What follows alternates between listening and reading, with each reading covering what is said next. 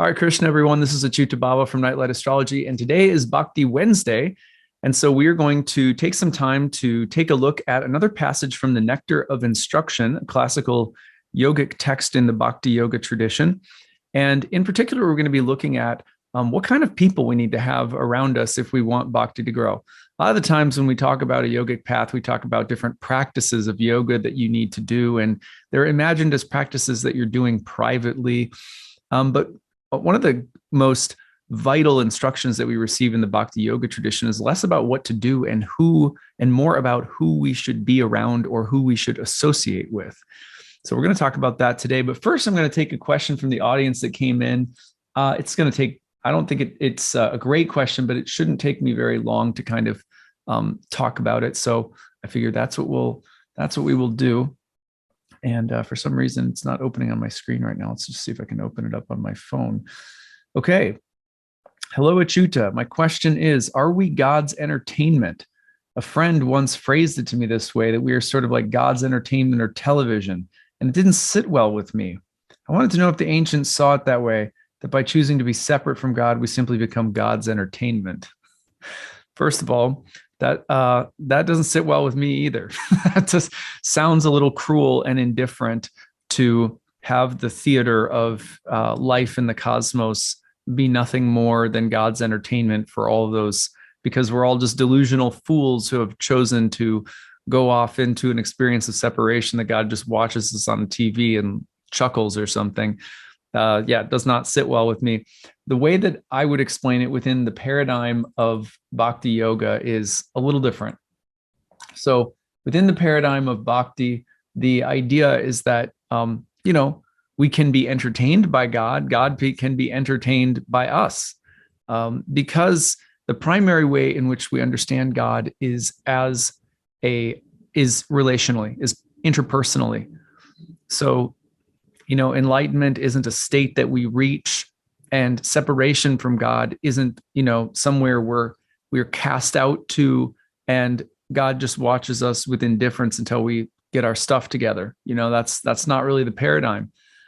The paradigm is one of interpersonal relationship. Through our free will, of course, we can turn away from God and experience God and others and ourselves and reality as an objectifying, impersonal situation, in which case it's hard not to imagine that God isn't some cruel, indifferent fella looking down on us on a TV screen, but really that is a mirror of our own mentality. It's a mirror of our own alienation, and the fiction that God is just watching us for his entertainment is really, you could say, even just like a byproduct or an emanation of an experience of separation that we've chosen ourselves.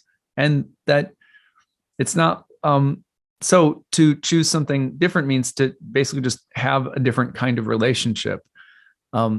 It's a bit like saying this: could there be a situation in a relationship in which the person is merely your entertainment? Could you be in a relationship with someone where they are merely your entertainment? Yes, you could. And that would be, for, I think, most of us, we would consider that to be an objectifying situation. So could you be in a relationship like that? Yes. Is God ever in a relationship with us like that? No. But can we treat others and ourselves and God like that? Yes. Apparently we can ignore God. We can ignore love. We can ignore ourselves. We can objectify people. But that is exactly the condition that we're, in a sense, trying to overcome. And the conception of God that's born out of that space is not a valid or healthy way of understanding God, at least not in the Bhakti tradition. So, my best answer to that, as far as I've understood from my teachers, is that, God is a friend, God is a lover, God is a parent, God is a child. All the different modalities and ways that we have of relating interpersonally with each other in and through love are options for us when it comes to our relationship with God. They're part of how we relate to God. And there may be an aspect of that that's entertaining in a fun way or in a loving way. But no, we're not just thrown into some kind of hell region and God's sitting and watching us on a TV. The Shastras and really describe, especially in the pastimes of Krishna, that Krishna is always seeking out Radha and Radha is always seeking out Krishna. And that's also a truth that has to do with God and the soul, that the soul is like Radha, not happy unless it's seeking out and connecting with the beloved, the lover, which is God. On the other hand, God is always seeking us out. It's not like God's sitting removed and being like, once you graduate from your foolishness, then I'll take some interest in you. Otherwise, I'm just watching you. No, God is always seeking us out. All of our experiences, all the twists and turns of our lives and the stories there's always a call. Hey, where are you? Come home to me. Coming from our own heart and soul. God lives in our own heart and soul as the Paramatma. So it's always there. It's always calling us home. And once we listen to that call and recognize it's the call of our own heart, so that we take that seriously, then we start to enter into what bhakti is all about, which is divine relationships with creation, with each other, with the God that lives in all things, in ourselves, and also with God as a being, God as a person. So that's the paradigm. I hope I've answered it the best I can. Just drawing on again what I've learned from my teachers. Okay, so today what we're going to talk about a little bit more formally, excuse me, is the fifth text of the Nectar of Instruction. So the Sanskrit is a little bit longer, and I don't know the cadence for this one, so I'm just going to read the verse. It says this: one should mentally honor the devotee who chants the holy name of Lord Krishna. One should offer humble obeisances to the devotee who has undergone spiritual initiation, diksha, and is engaged in worshiping the deity. And one should associate with and faithfully serve that pure devotee who is advanced in undeviated devotional service and whose heart is completely devoid of the propensity to criticize others.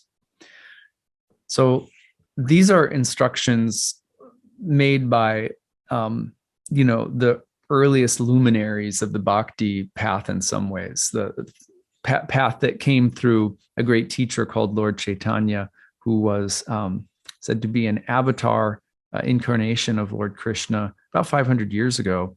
And this text is a philosophical text that comes from Lord Chaitanya's earliest followers. And let's read through the advice and break it down little by little. This is advice given to us about who we should associate with in order to grow in our devotional path. One should mentally honor the devotee who chants the holy name of Lord Krishna. First of all, this is a way of saying, and I think we can extend it a little bit more broadly because there are other God-loving, personal God-loving traditions on our planet, that people who are regularly chanting the names of God, who are regularly worshiping God, who are regularly spending time in loving communion with God in whatever way that they do, that we in our minds should mentally honor them. That doesn't mean that we put them up on a pedestal or, kind of like aggrandize them. It's simple and humble. It means that we should recognize that anyone in our lives who is deliberately spending time in a spiritual practice, a spiritual communion with the heart of their hearts and soul of their souls. God goes by so many names, but if someone is doing that, then we should honor them in our minds. We should consider them like a little luminary.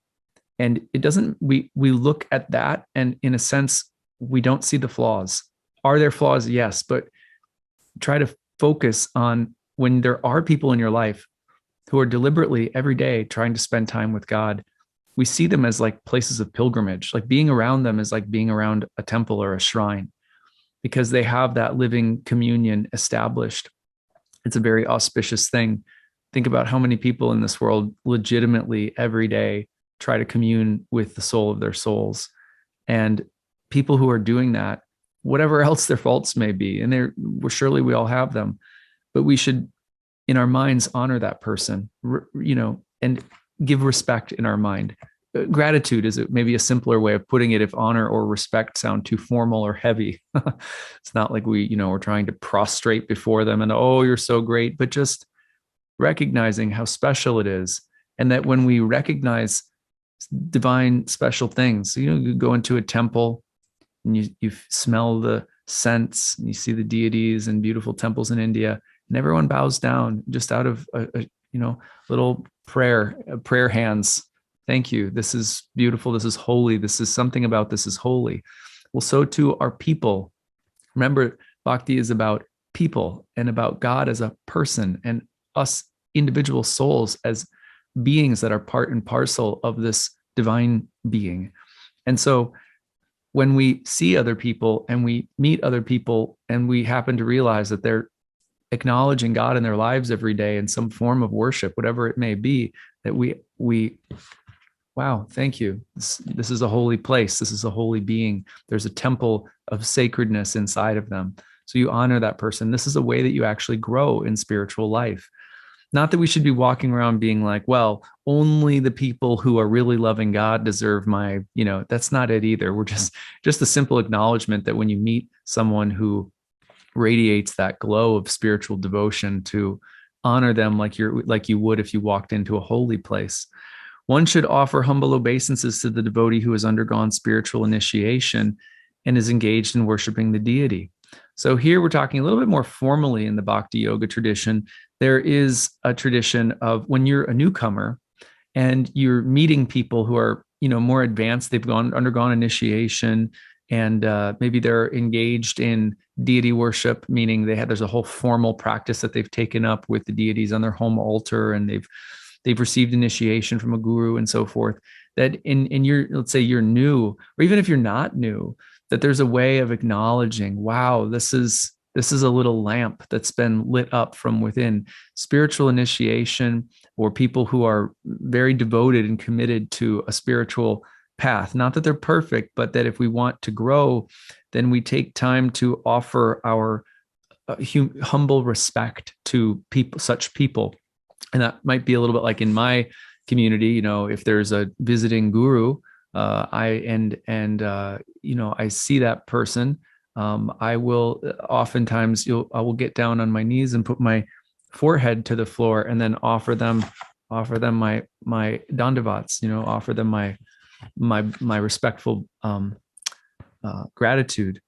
And so this is something that we do in spiritual life, and you can do it mentally, but here we're seeing it can be done physically as well. Literally just a little bow when you see, I don't know, in our yoga community, for example, such sweet way of greeting one another. People would come into the classroom, and whoever their yoga teacher was, they'd offer a little bow, little prayer hands. Good to see you. Thank you for being a teacher. Thank you for setting an example.